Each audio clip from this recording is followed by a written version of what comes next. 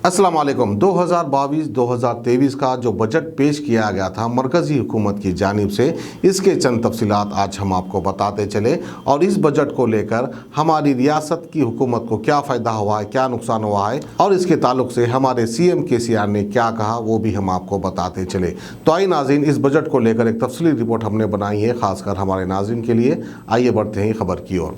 मरकज़ी वज़ीर फ़ाइनेंस निर्मला सीतारमण ने कल पार्लियामेंट में माली साल 2022-23 के लिए 29,45,000 करोड़ रुपए का बजट पेश किया।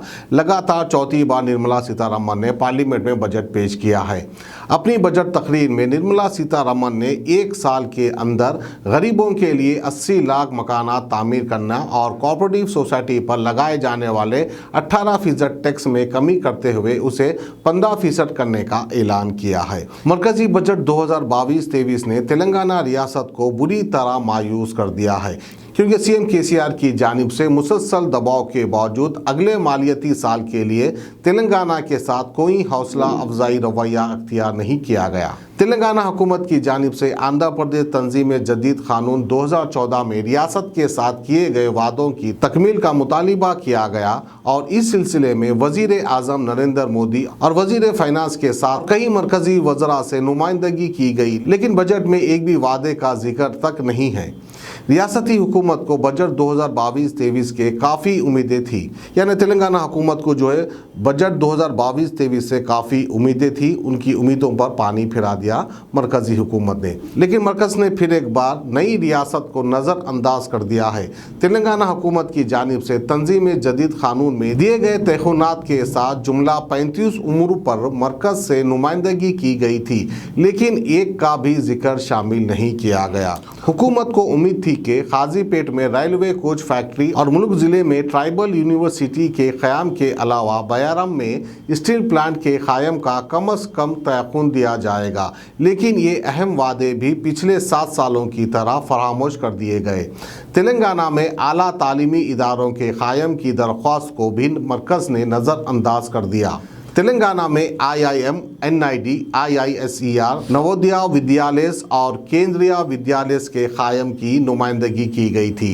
रियासत में information technology investment region, Hyderabad pharma city, mega handloom cluster, mega textiles park और इंडस्ट्रियल प्रोजेक्ट के लिए फंड्स की दरख्वास्त की गई थी।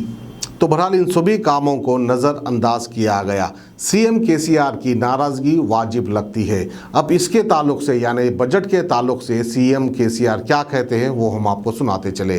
वज़ीर आला तेलंगाना के चंद्रशेखर राव ने मरकज़ की जानिब से पेश किए गए बजट को SC, ST, BC, माइनॉरिटीज़ और किसानों, गरीबों और मुलाजिमीन के लिए नाखुश कर देने वाला और मायूस करने वाला बजट करार दिया। उन्होंने कहा कि ये एक बेकार बजट है। और वहीं पर उनके फर्जन, उनके बेटे IT मिनिस्टर KTR ने क्या कहा वो भी हम आपको सुनाते चले। वहीं IT मिनिस्टर तेलंगाना के तारक रामाराव ने कहा है कि कल पार्लियामेंट में पेश किए गए बजट गरीबों के लिए कोई फ़ायदेमंद नहीं है। उन्होंने बरहमी का इजहार करते हुए इल्ज़ाम लगाया कि रियासत को फंड्स की मंजूरी में मरकज़ इम्तियाज़ कर रही है। और फिर आइए इस बजट के ताल्लुक से जो है तेलंगाना की अपोजिशन पार्टी कांग्रेस पार्टी के सदर रेवंत रेड्डी ने इसके ताल्लुक से क्या कहा वो भी हम आपको बताते चले। तेलंगाना कांग्रेस के सदर रेवंत रेड्डी ने कहा है कि वज़ीर आज़म मोदी ने किसानों से इम्तियाजी सलूक किया है। उन्होंने कहा कि मरकज़ के बजट से किसी को फ़ायदा नहीं होगा। रेवंत रेड्डी ने नई दिल्ली के तेलंगाना भवन में मीडिया से बात करते हुए कहा, ये एक ऐसा बजट है जिसका किसानों, नौजवानों और ख़वातीन के लिए कोई फ़ायदेमंद नहीं है। और वहीं पर आंध्र प्रदेश के साबिक माइनॉरिटी मिनिस्टर मोहम्मद अली शब्बीर ने इस बजट के ताल्लुक से क्या कहा वो भी हम आपको बताते चले। मरकजी हुकूमत ने बजट में माइनॉरिटीज़ के लिए 5,020 करोड़ 50 लाख रुपए अलॉट किए हैं। कांग्रेस के सीनियर लीडर और साबिक वजीर मोहम्मद अली शब्बीर ने मरकजी बजट में माइनॉरिटीज़ वेलफेयर के लिए अलॉट रकम में इजाफा ना करने पर बीजेपी हुकूमत की सख्त मजम्मत की है। मंगल को पार्लियामेंट में वजीर खजाना निर्मला सीतारमण की तरफ से पेश किए गए मरकजी बजट पर अपने रद्द अमल में शब्बीर अली ने कहा कि माइनॉरिटी अफेयर्स के लिए अलॉट ली गई रकम को 2020-21 की लेवल तक कम कर दिया गया। उन्होंने कहा कि साल 2022-23 के लिए 5,020 करोड़ 50 लाख अलॉट किए गए हैं, जबकि ये रकम साल 2020-21 में अलॉट की गई 5,029 करोड़ से कम है। इसलिए वजीर आज़म नरेंद्र मोदी का सबका साथ, सबका विकास और सबका विश्वास का नारा एक बार फिर खोखला साबित हुआ है। इस तरह से कहा मोहम्मद अली शबीर ने। तो ये थी हमारी आज की खुसूसी खबर मरकजी हुकूमत के बजट को लेकर और तेलंगाना के लीडर्स की नाराजगी को लेकर। हमें दीजिए इजाजत, खुदा हाफिज।